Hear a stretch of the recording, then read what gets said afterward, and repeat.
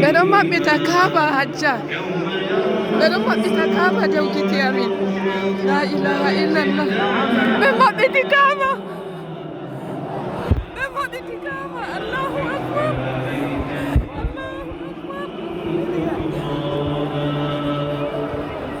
ɓe maɓɓiti kaaba.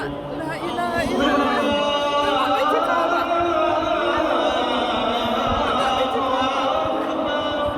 ɓe maɓɓiti kaaba jamaare laare. La ilaha illallah.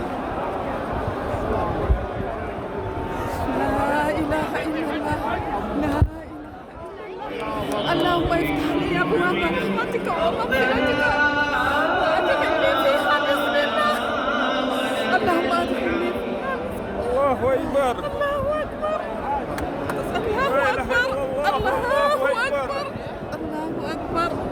اللهم أنت السلام ومنك السلام، فحينا ربنا بالسلام وأدخلنا الجنة دار السلام.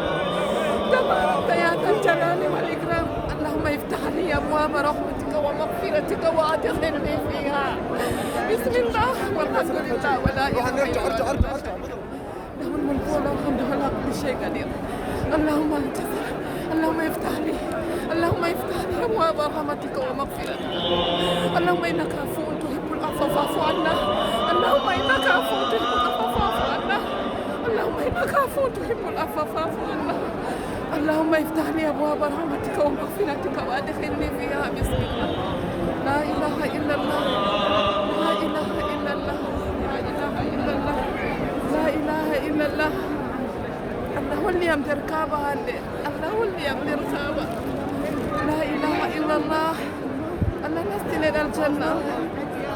الله، اللهم افتح لي أبواب رحمتك. لا إله إلا الله،